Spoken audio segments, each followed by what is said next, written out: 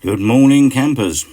Right, little discussion, or me talking. Not exactly a discussion because you ain't talking back yet.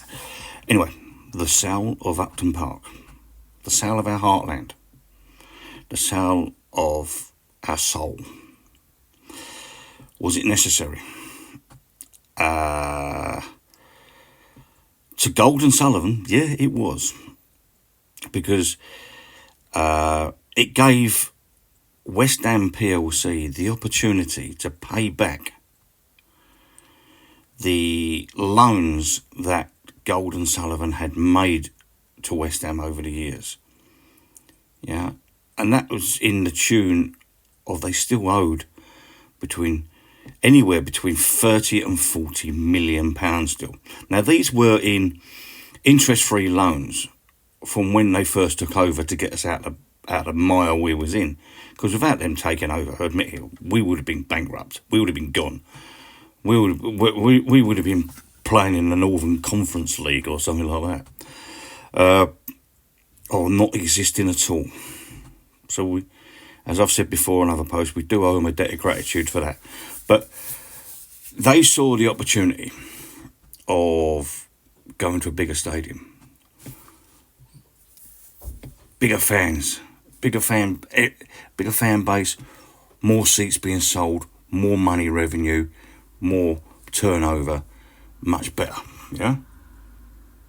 The sale of Upton Park itself to Galliard Homes, I think, generated about 40 million, and most of that actually went back, paying back the loans that West Ham had with Gold and Sullivan. Now, these were personal loans, non-interest personal loans.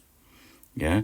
So over the course of, say, the 10 years of what some of these loans have been going on for, they could have been, they have cost Gold and Sullivan millions. Yeah, in lost interest. Yeah, or investment. So they weren't exactly being that greedy, because they did give us plenty of interest-free loans. But they saw the opportunity of paying this back and getting their money back. So West Ham owed them no more money. Yeah. Initially, it was going to be £2 million rent. Now it's £4 million rent. The running costs are approximately £17 million a year for the new stadium, whereas the running costs for Upton Park were significantly less, but there were less ticket sales, and now we're getting more ticket sales. But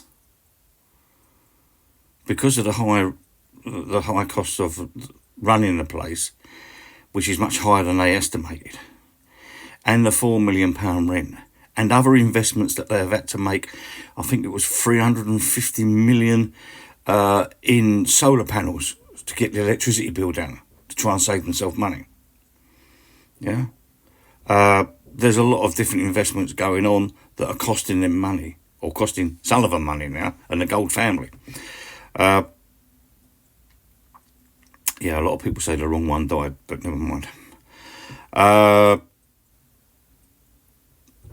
As far as everyone keeps going on, yeah, that's another thing.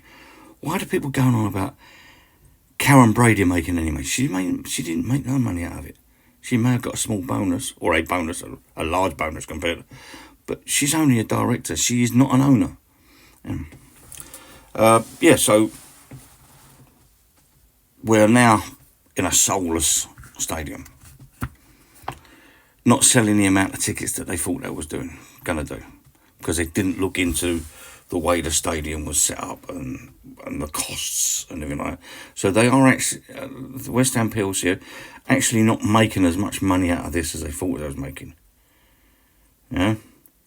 But on the other end, West Ham don't owe any money out no more. They don't owe millions and millions and millions to Sullivan and Gold's family. It's all paid off, which makes the books look very, very good. Yeah, we've got no bank loans. Yeah, or if we have, they're structured bank loans, should I say. What bank loans we have are structured bank loans. Yeah, we are not going to struggle paying for any players. The only problem we have with paying for players is we're paying for the wrong ones, because Sullivan will not keep his nose out of it. He is a businessman. We needed a businessman to take over and get us out of trouble. He supposedly is a West Ham supporter or a West Ham fan. Yeah, he does want West Ham to do well. He can't not want West Ham to do well. But he just doesn't. He wants to play with his train set and get it working the way, and meddle, fiddle about. Yeah, and it's interfering with the day-to-day running of the team. Yeah, it's interfering with all our transfers. Yeah, he wants to feel like he's involved.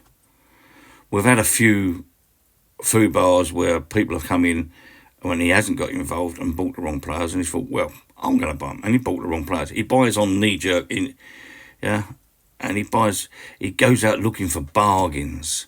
He goes out looking for players that can't play in the Premiership, or can't handle the Premiership, or can't handle living near London, can't handle living in England. Yeah? There's your problem. Look at Payet. Oh, what a fantastic player we got. Didn't like living in England. Yeah? Destroyed us. Yeah, anyway. I'm going to go and get some breakfast now, because this is an early one for me. You all have a good day, and don't do anything I wouldn't do. Yeah, okay. That leaves a lot to the imagination. You have fun. Bye-bye.